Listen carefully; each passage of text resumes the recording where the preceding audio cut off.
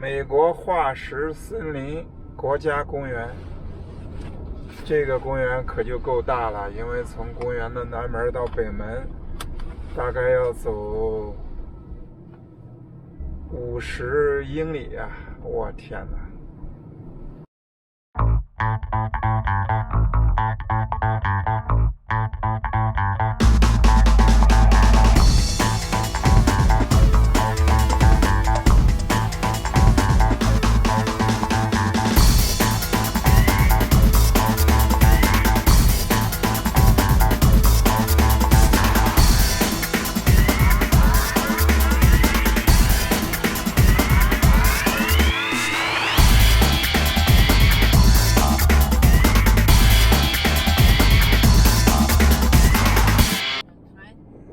我们现在先来到的是这个化石公园的北区。这个北区呢，主要体现的就是这种彩色的沙漠，这种天然形成的地质景象，太壮观了，也非常漂亮。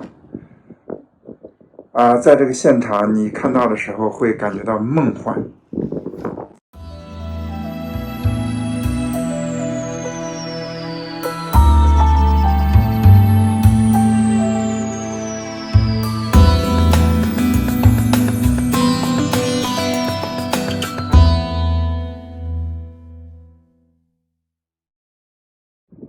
我们现在在所处的这个位置呢，仍然是彩色沙漠的一个观测点，但是呢，它是从另外的一个角度来进行观看的。这个地方呢，就是好像是塌陷下去的，类似于盆地似的，但是呢，下面都有很多起伏的这种小包，全是彩色的这种沙漠，非常漂亮。非常壮观。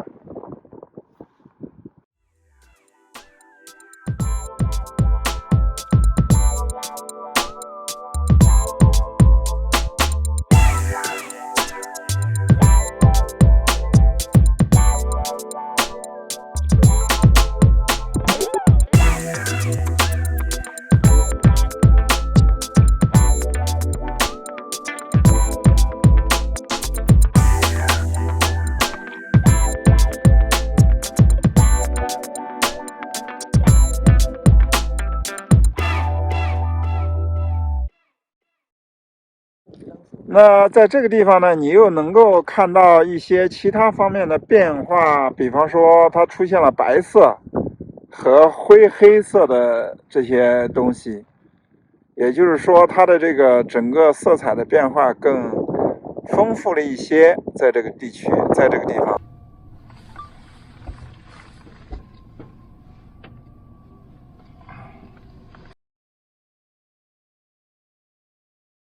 好美的景，这个地方太漂亮了，太漂亮。只不过是彩色的世界，这边突然降温了，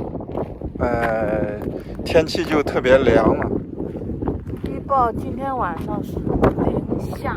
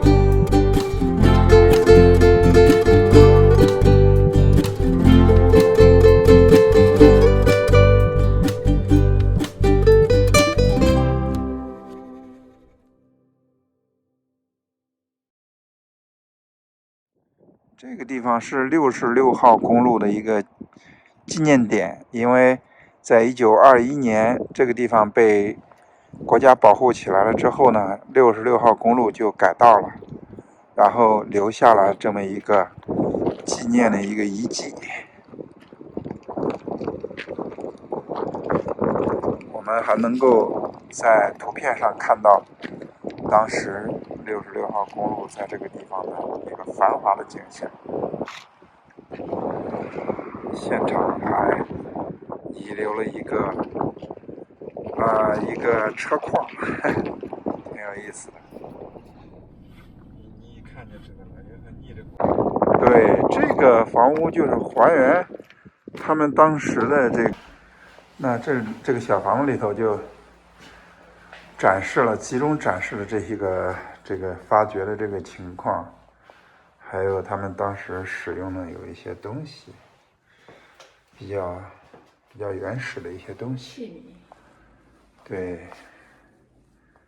有一些陶器、彩陶，像在印第安人的这种彩陶里头，这种都非常漂亮、非常精致的。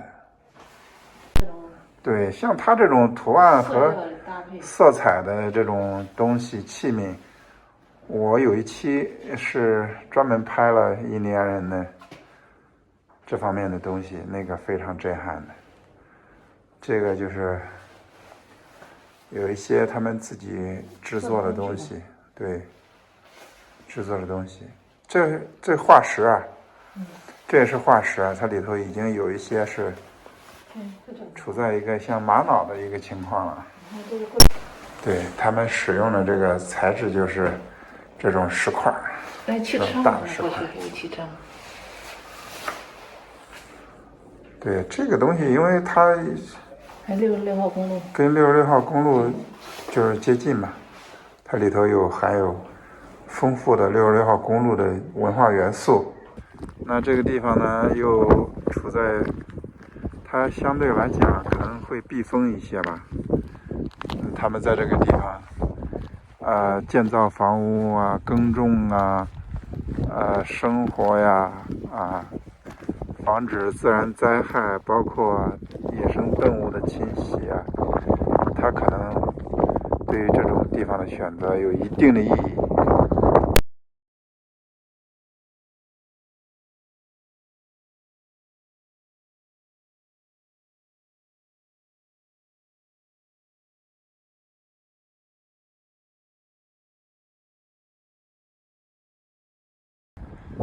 我们现在看到的呢，就是他们房屋的这个过去房屋的遗址，这个是遗留下来的这个遗址。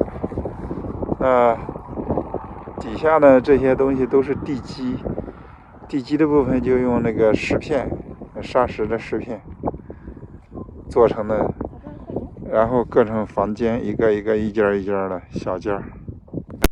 对，刚才这个其实有人对这个问题比较疑问，说它这个过去又没有混凝土，那这个基石它是怎么粘合在一起的？这就要说图森，包括上好几期节目我提到的这个问题，就是这边的地质这个土河床，还有一些这个低洼地带的这种土，它具备这种天然的这种粘性。它有很多过去这边建房子就用这种土做出来的那个土坯，包括粘合，它能够是自然的粘合的，它具有一定的粘合性，就是这种土。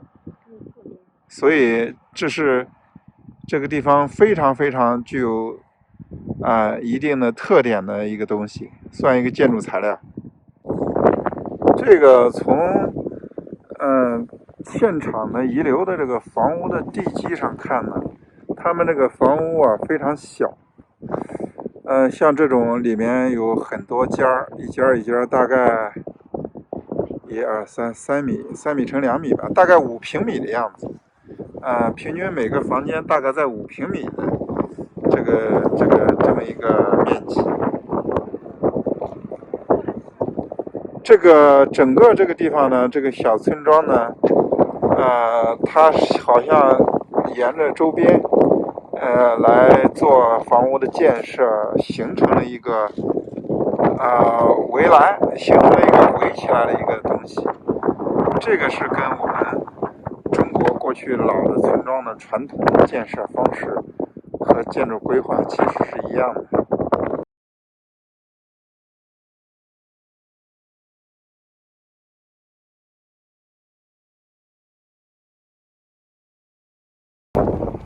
他为什么在这个地方选择这么一个聚集点呢？聚居的一个地方，那在我的理解，是印第安人选择地方的时候都会有考虑到有一条河，临河而居，所以呢，因为这旁边这条河，对他们的整个生活嘛，灌溉啊，各方面的东西呢，会产生一定的积极的作用。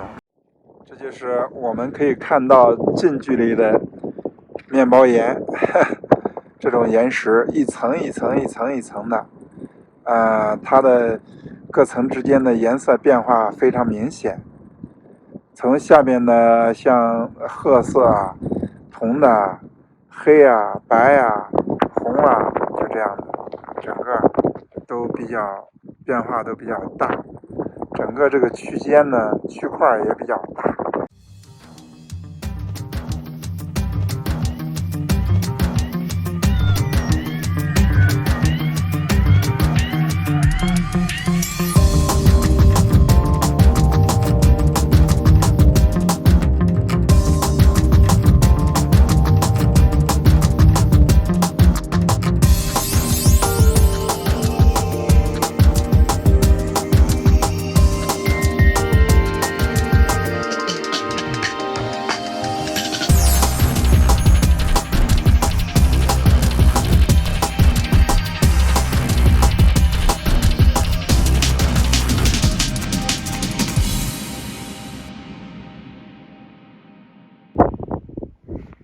像这里已经出现了兽化石了，但是它更多展现的不是兽化石，而是展现的这种神奇的这种地貌的这种特点，非常漂亮。反反复复的变化、起伏啊、颜色呀、结构啊、地形啊，太神奇了。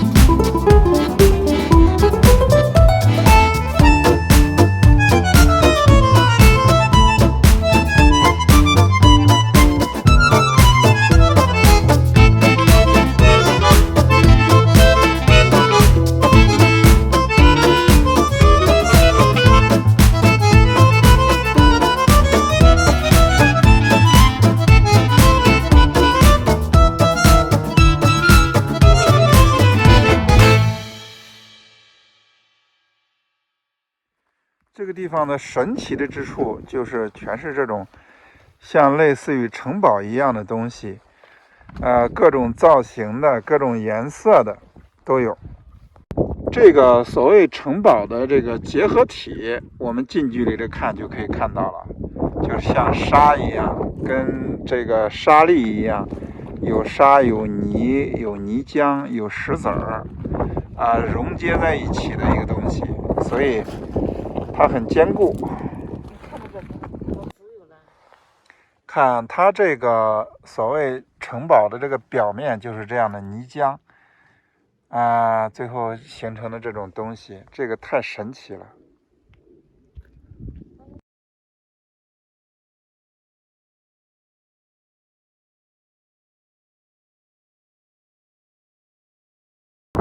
从现在开始，我们往下再走，就有一种梦幻的感觉了，就仿佛我们行走在不是人类的这个社会里头。有明显的感觉，好像是火星上，或者是在月球上吗？这是在月球上吗？像是在月球，还是在火星上？这也太神奇了。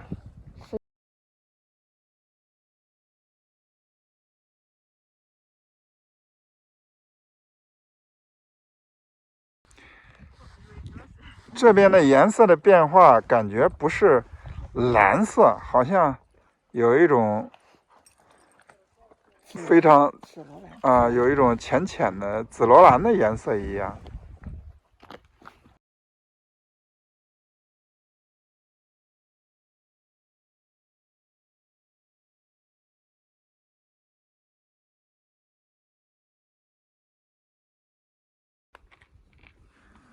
我现在已经陶醉了，就是已经置身于这种景象里头不能自拔了，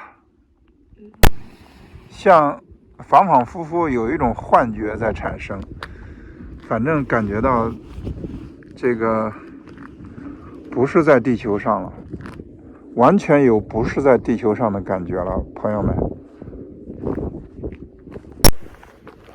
我们现在是漫步在这个星球上 Blue Mesa， 就是蓝色的 Mesa 这个城堡的底下。哎呀，这就不在地球上，真漂亮。这没在地球上，这个包括蓝天白云，像梦幻一样。这已经非常神奇了。怎么样？怎么样？很漂亮。感觉怎么样？再往上照一下，看这天空。在这个地方，这个遇到这种天气是我们的福气。这个天如果要是全部纯蓝的天就不好看了，但是我们今天赶上这个天气了，非常漂亮。朋友们，这个越来越上演神奇梦幻的这个大片了。我们在这个地方散步已经不愿意想出去了，这怎么办呢？那就多待一会儿，我就多拍一点，你们多看一些。所谓上帝之手创造了这个缤纷多彩的世界，哎呀，这就是我们的福气呀。下面呢，底部好多都是白色的，然后到中部差不多有一些蓝色，就是所谓的蓝其实是一种紫罗兰，浅浅的，非常梦幻。哇，我这边往右手边抬头一看，哇，这好神奇，好漂亮，已经非常非常梦幻了。朋友们，来随我的镜头一起来看这个神奇的构造。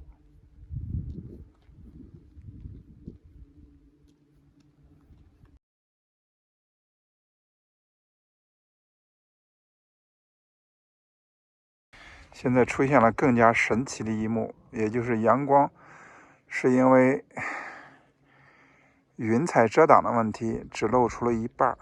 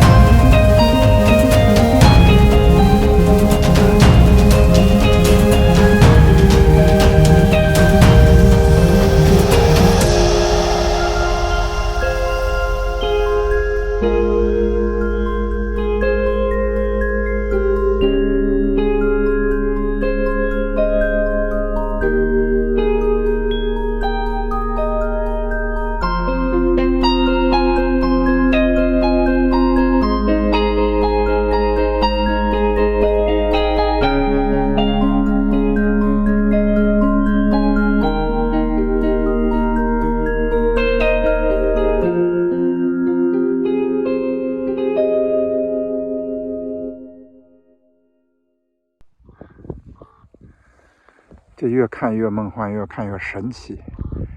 这个越看越喜欢，越看越喜欢。这不是咱们家的，这是在这里面的其中一块儿。这是自然形成，把它托举在半空中的。那其他的断面你看还在旁边呢。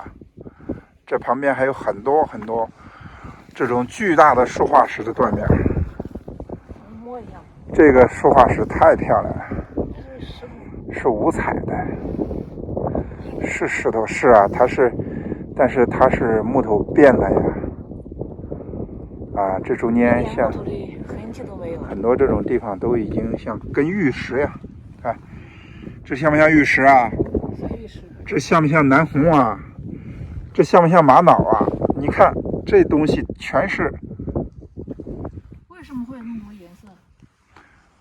这块石头，这块树，这个树很大。这么多颜色。这个各种颜色的变化都是因为金属。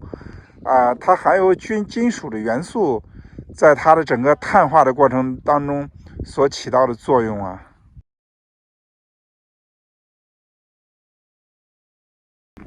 你看下面这个坍塌了这一部分半个，坍塌之后它露出了真容，其实里面还是这种各种层次的这种颜色结构。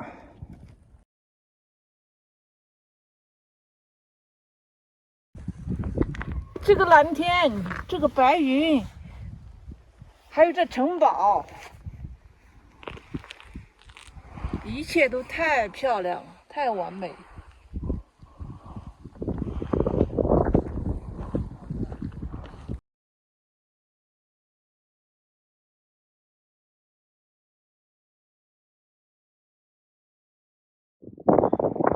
我过去一直以来对有很多形容词不好，我感觉到有点过分。比方说像人家说什么什么看得美的窒息，我对这个是没办法理解，但是我今天确实感受到了什么叫美的窒息，你将要不能呼吸了。顺着他们修建的这条小径一直走就走这么一大圈，大概有半个小时的时间，那真是美呆了，美透了，帅呆了，酷毙了是吧？这种雨水冲刷之后形成的自然的沟壑，哎呀，这个非常神奇，太漂亮了，太巧妙，神奇了。我们现在在往上攀登啊，这就整个这个城堡是凹陷在下面的，太漂亮了。上来了之后，又是另外一番景象啊。